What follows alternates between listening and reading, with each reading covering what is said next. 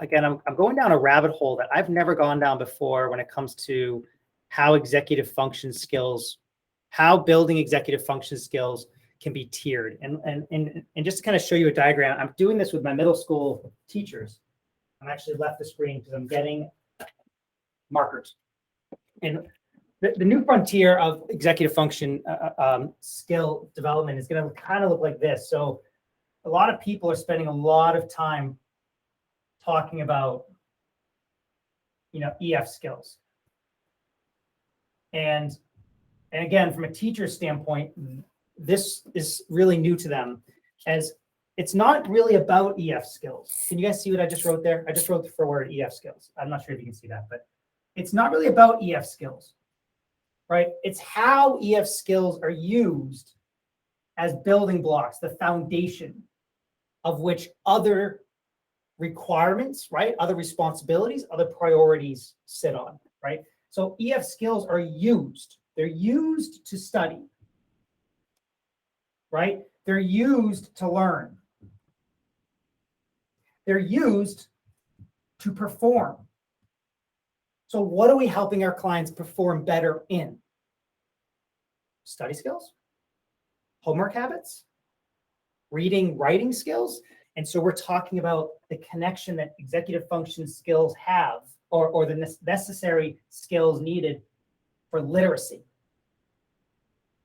So the next wave of this type of executive function coaching is less about the executive functions and more about how we're using executive functions to impact academic skills, to impact life skills, to impact college readiness skills, right? So when we think about the summer, it's just laced with opportunity. We just have to say, what are some curriculum-based models out there that we can grab a hold of and systematically guide our students through a learning process? And so Laura and I were talking, if we were to do a writing workshop, if we would do an executive function-based reading workshop, what would that look like? And how do we scaffold that with our students? There's a lot of models out there. We don't reinvent the wheel on that. It's just those are exciting conversations because we're all in this to help kids. So that type of conversation does just that. One of the first things that I want to always introduce when I do these types of trainings, even when I'm doing district trainings, I'm doing one right now in middle school teachers, is reminding us of the power of teaching self-regulation skills and how simple it can be to just teach kids how to breathe.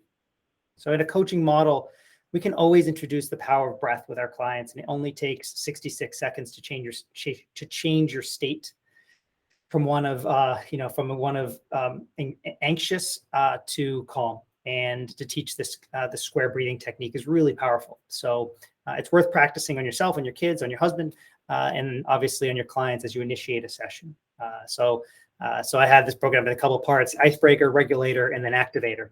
So in terms of kind of moving us through this activator piece, I was going to kind of get us a chance to share out, but I'm going to jump into some slides. And then if I'm missing anything from these slides, which would have been triggered by this activator, you could just speak up and chime in. I'm hoping for a dialogue in this conversation. But there's a great app called Slido, or a great website called Slido, where you can do interactive stuff. And that's a little you log in with your phone on that, and it's just a question you answer.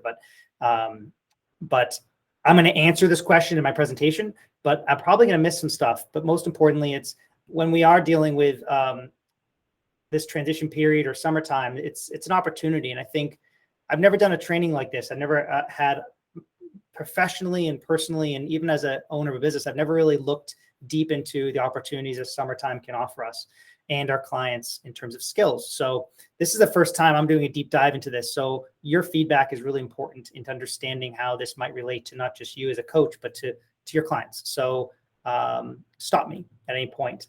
Obviously, one of the foundational skills we can always work on in the summer is planning skills. This planner is the best one. If you haven't seen my video yet, they have this video on their website.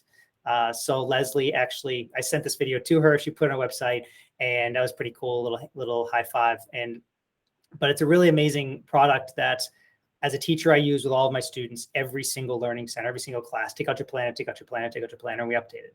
And as a coach, it depends on the client, right? Depends on their engagement. Depends if you can get the buy-in. But if you can, It's a really powerful tool, even during the summer. Their new product, their new calendar year starts July 1st. So it can be used July 1st through the summer into the school year, which is why another reason why I like it.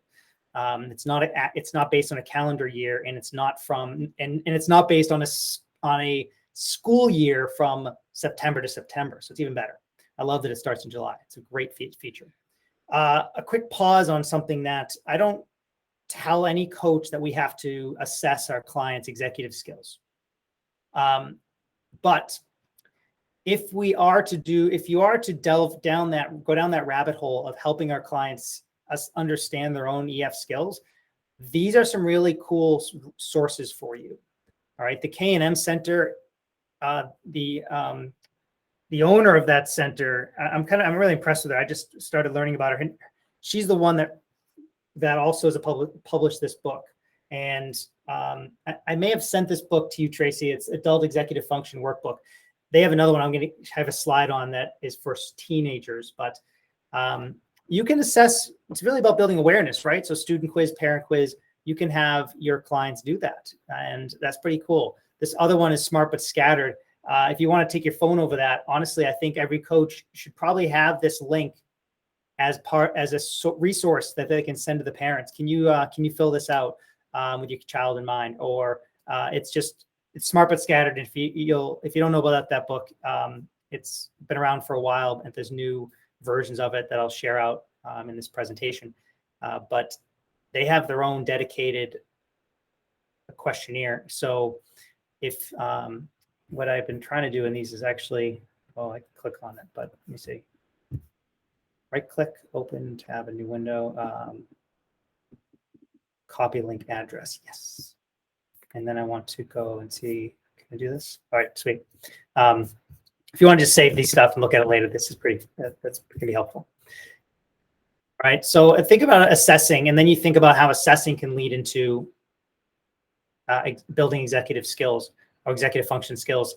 The theme of this talk is about what curriculum is out there, what resources are out there, what scaffolded workbook-like interventions are out there that we can just use with our students, right? And even if it's reading a book together, that's a chapter by chapter, session by session. You may not spend a whole session reading a book. You just might read one chapter for 10 minutes every session, but you're doing it together. And if it's a workbook-based type book, then not only are you reading it together, but you're working on it together. And that has a profound impact, right? On learning, on growth, on dialogue, on self-awareness, on skills. So that's the theme of this talk, is what are the skills that I can help my clients systematically build over the summer that I can't do during the stress and chaos of the school year? What are my opportunities? And this is the Smart But Scattered series. It's great stuff. I wouldn't say these two are very workshop based, but I purchased all three of these. All right. They are right here. The folder. This is the folder. I think so. I can take this and just do what I did before and copy link address and just share it with you guys. So just make sure you have, I'm pretty sure I sent you all an email with this drive, this folder shared, but these are the books, right? So these are the three books.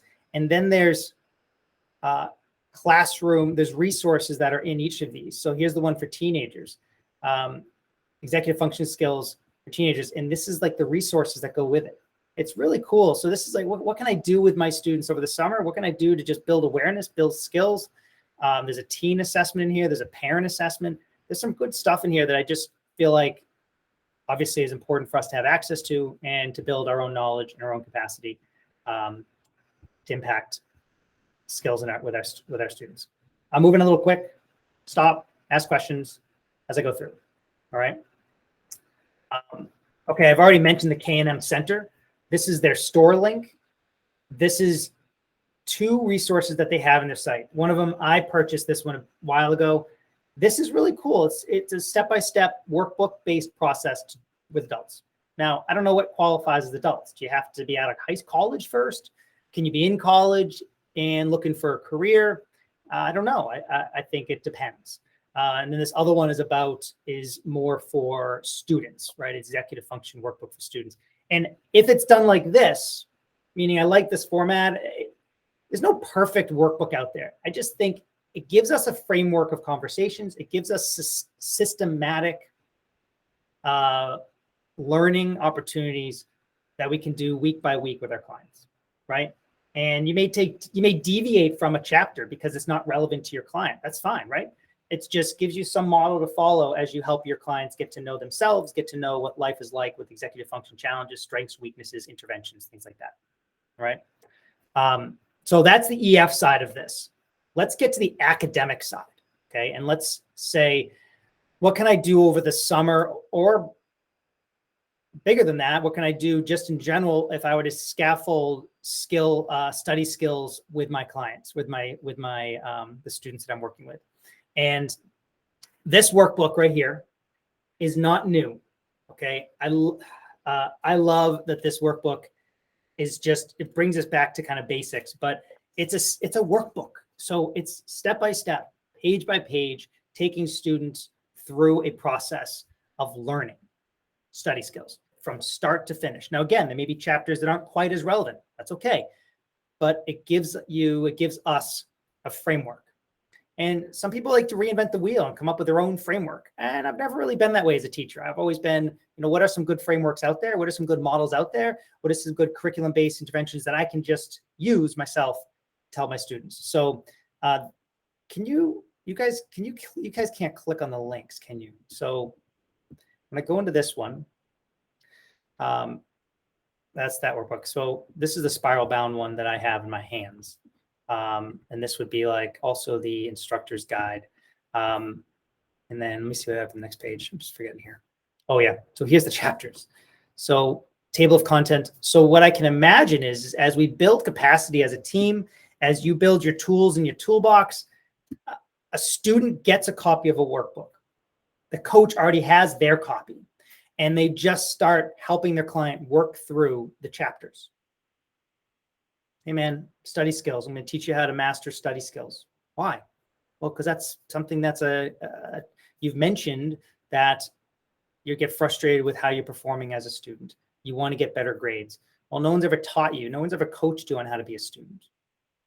Well, you have a coach, right? Yeah, I have a tennis coach. I have a swimming coach. I have a tutor, and I have a soccer coach. Well, I've never really had someone that really coached me on what academic skills are. So this is really a curriculum-based format that helps build that awareness. And there's so many different directions that can go.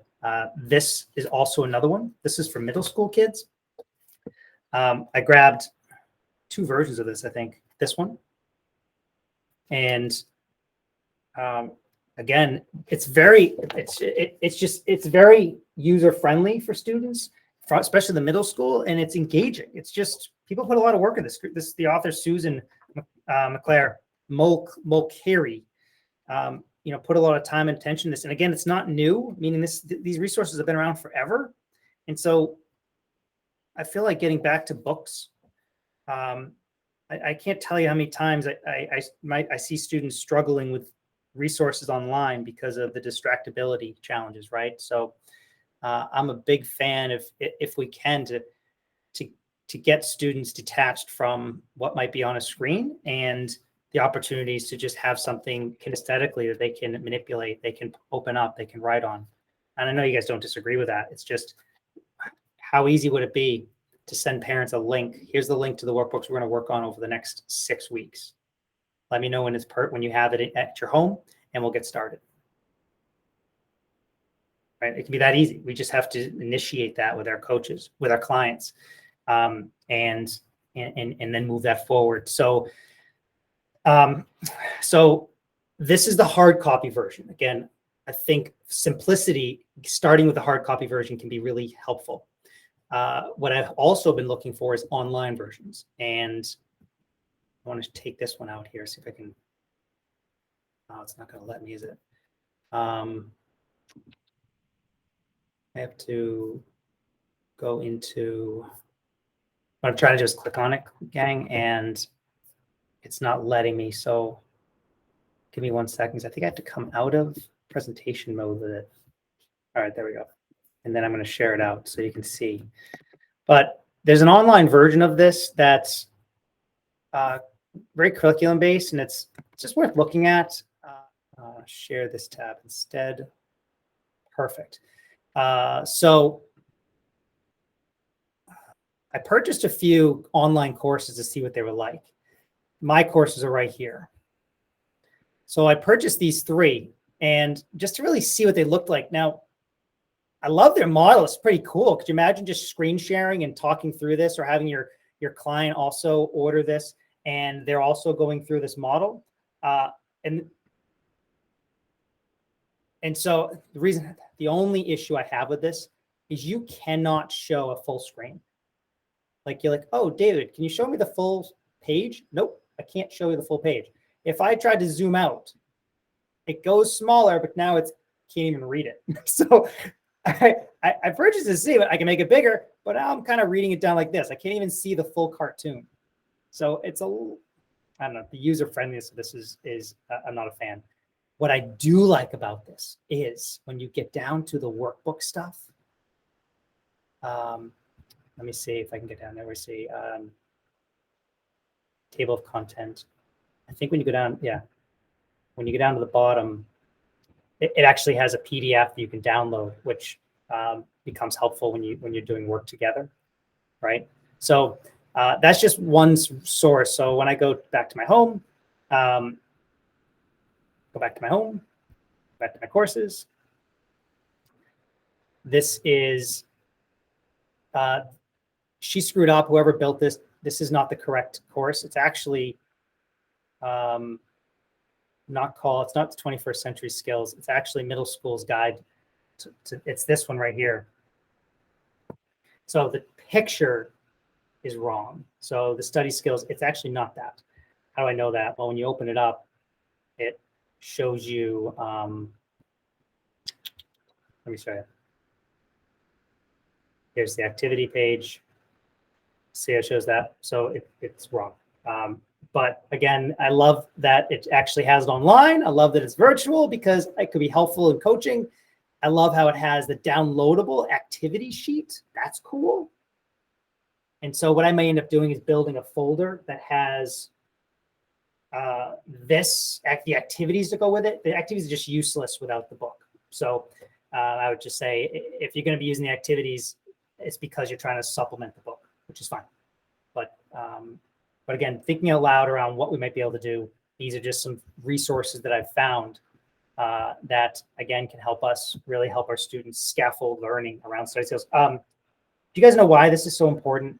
Do you know what problem this is solving? The truth is, teachers aren't teaching study skills, right? You guys know this. Just Laura and I were talking. They're not teaching fluency skills. They're not teaching, literacy skill. They're not teaching. They're just, and this isn't a judgment of teachers. I am one. It's just, there's just so much about outcomes and not about process.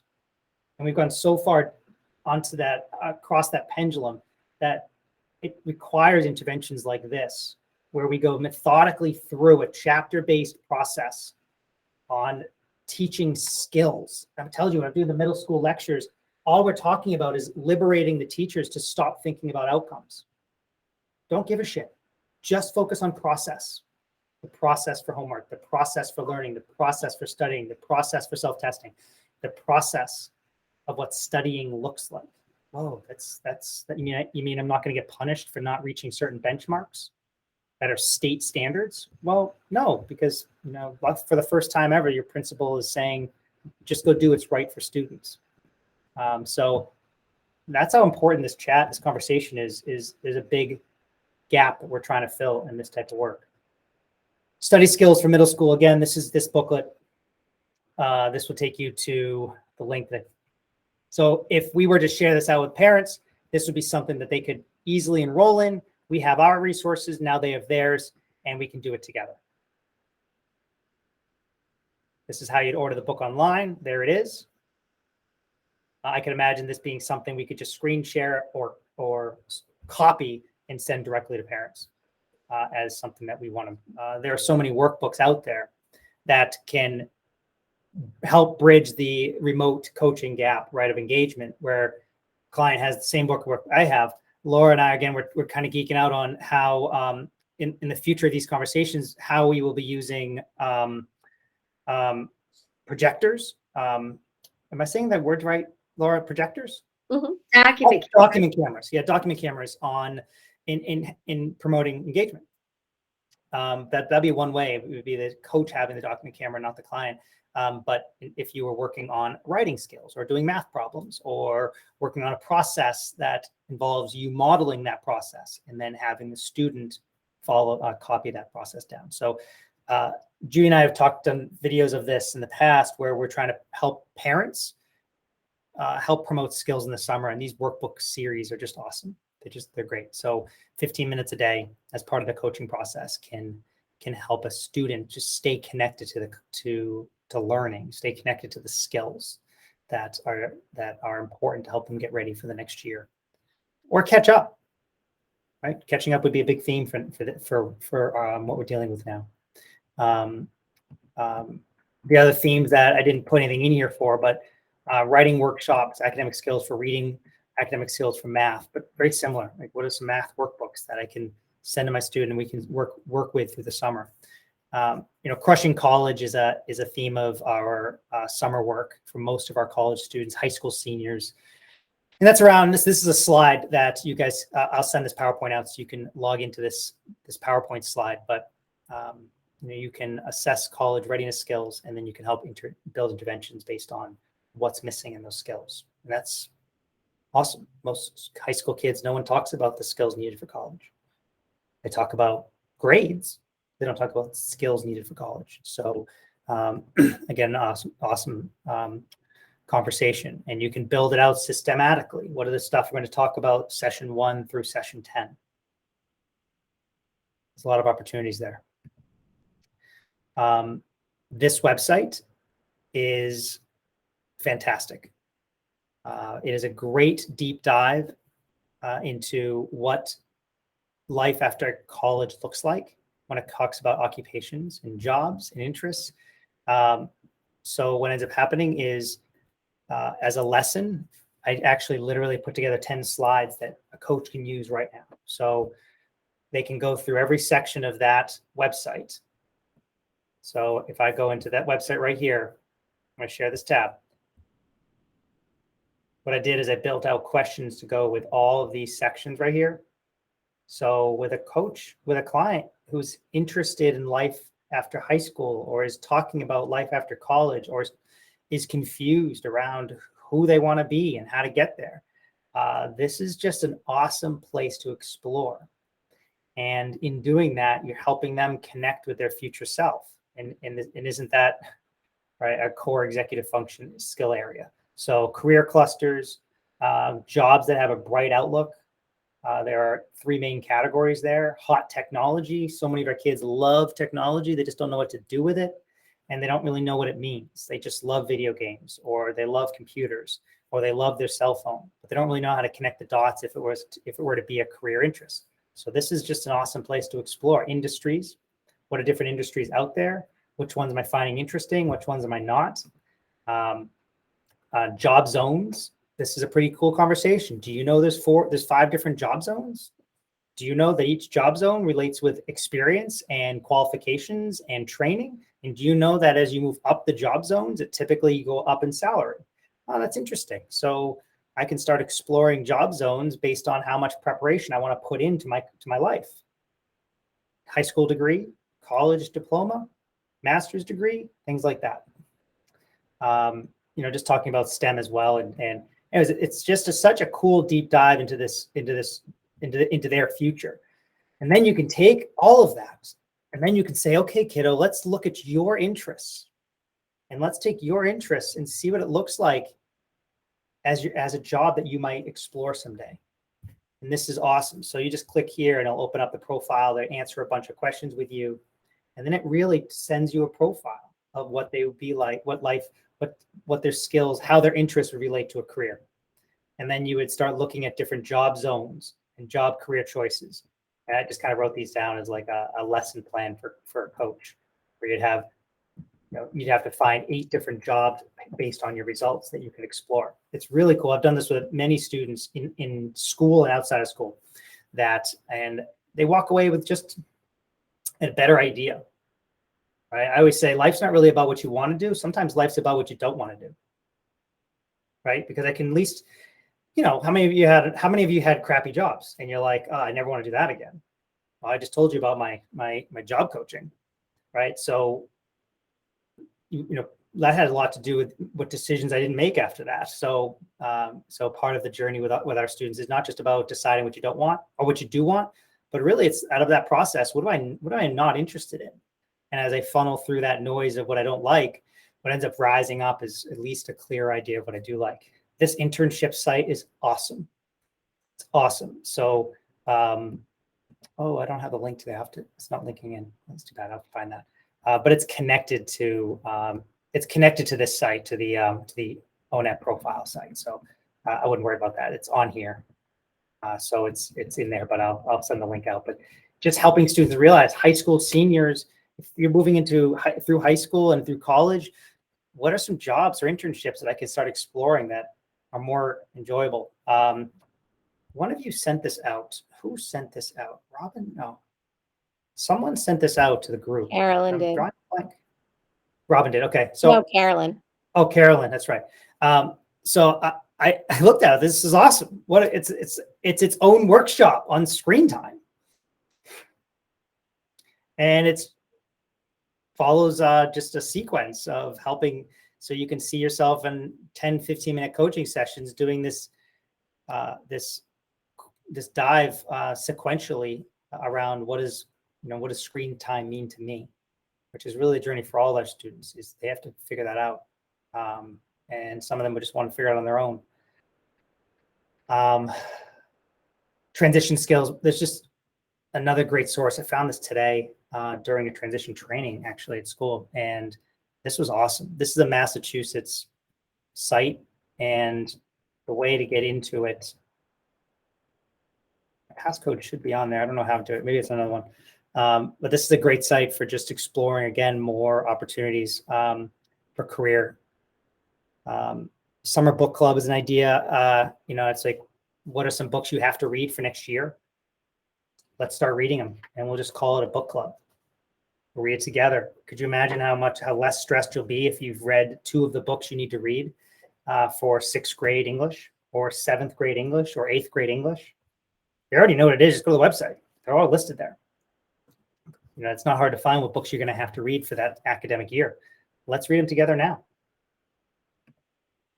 I took a deep dive into financial literacy because it's a unaddressed issue, especially with our kids with ADHD and dysregulation challenges. I have a kiddo that I've worked with for 4 years, and he's been working for the past year, and he has zero money in his savings account because every time he just cashes his check, and buys more and more stuff off Amazon. How do you know how easy? We all know how easy it is to buy off Amazon. So the financial literacy for many of our students is non-existent. And so to help them understand what this means, the stock market game just being one example for high schoolers, but this website right here has so many resources to promote and to embed developmentally appropriate, age appropriate literacy lessons for our students. This is a pretty cool site. It's the Mint, government funded site. I think that the kids can become their own boss challenge, and there's kind of a choose your own adventure game that they can play. So that's pretty cool. The mint.org. And then there is curriculum out there. This is a 9-week course you could take a student through. Each lesson is about 45 minutes, but there's different lessons in here on this website. Oh, this is the one you need to log in with my username and password. Go for it. If you find that one of your students would really benefit from this and you want to go down that rabbit hole with them, this is a cool place to spend some time with your kiddo and realize at the end of this, I'm helping you use executive function skills to develop financial literacy. Cool. This is that 9-week course, from taxes to checking to paying for college to credit, investing, insurance, budgeting. It's pretty cool. Oh my goodness. I found the coolest workbook on cooking. Have you guys ever been to the 4-H website? Now, I keep looking down because my screen is up here with the presentation, but you all are down here on my other screen, just so y'all know. I kind of look down and I see myself on the screen looking down. I'm like, that must look so weird. So, but yeah, the 4-H website.org. What a cool site. I haven't ordered any of these books, but they have a whole curriculum on your financial future, which is in the middle school version, high school version. They have 4-H cooking 101, 201. They had a 301 in there. Laundry project. It's just, I don't know, just cool stuff. Cool stuff. Wow, I got through that. I did, really. That was like speed dating right there. 8:05. Oh my goodness. So who's overwhelmed by all that? That was a lot. Yeah. Well, you know, as I came out of this transition workshop this morning, it's just something we all should keep in mind. None of this happens overnight. I'm working with teachers in the middle school, and you can leave a training very overwhelmed, but then you realize building executive function skills is attention over time, right? So building any of these types of skills, like literacy skills, is attention over time. So that's why when we think about what can I do with my clients systematically over time, and as an outcome of that attention over time, what can I get out of that? There's a lot of opportunities, and it's cool to kind of leave this type of training and feeling empowered, or at least able to be as creative as we need to be with our parents, to say, I have some ideas. I want to talk to you about what we can do. I have some ideas. I want to talk to you about what we can do. And in that conversation, now you're reaching a whole nother level of engagement or effectiveness with our kiddos, because now they're seeing how it's connecting the dots to something more than just being a student, or more than passing in that homework assignment tomorrow, right? We're taking a dive into something maybe more interesting to them. Maybe they like math, so we're going to do some math workshops. Maybe they like reading. Okay, we'll just reading workshops or reading book club. But comments, questions, feedback. I think the only thing I would add would be for my rising seniors, there's nothing like getting the college essay addressed over the summer, because it's just an unnecessary added stress in the fall. That's already an important fall for them. So I make it fun. We do because it's also a great opportunity to really get to know the student, because the effective college essay is something just very revealing about them. So we do like all kinds of fun, creative pre-writing activities, and just make it fun, and take the stress out of it. Oftentimes we'll just be writing one little thing that wouldn't even necessarily seem like it's writing the college essay, but then it all weaves together by the end. But just getting it done, so it's off the slate for the fall.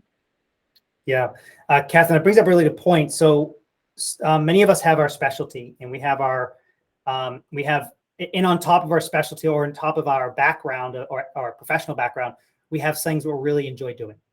I know Catherine loves writing. So what's going to start to happen is I saved it. So let me open it up. Where is my Teachable page? Oh, here it is. Okay. So I'm going to share this page with everyone, because what we're going to start building out is, for coaches that want to move down this road, I'm going to start this journey by starting to do some courses this summer based on what we've talked about, like targeted courses that can build targeted skills, right? So as Catherine was talking about, like Catherine, that's Catherine's specialty. I wouldn't do that with one of my college students, but it'd be really cool to say, here's something I want you guys to access that's going to help you with the writing process. Or maybe even better, it's let's schedule a couple of sessions with Catherine to go through the writing process with you. That's pretty cool. So, and so when we think about what we might be able to do, what you may be interested in doing, there's these opportunities that, how does executive function skills, how does an executive function coach help target skills that matter to a student or an adult's, targeted interests, whether it's literary skills or the writing process for college, or I love working with student athletes. So I would probably do a whole course on what does it mean to be an effective student athlete. So it's taking executive function skills and apply it to something that's maybe a little bit more focused, but super interesting and would be super relevant to so many students. So that will come over time as we kind of work through this this different type of perspective on the work that we're doing.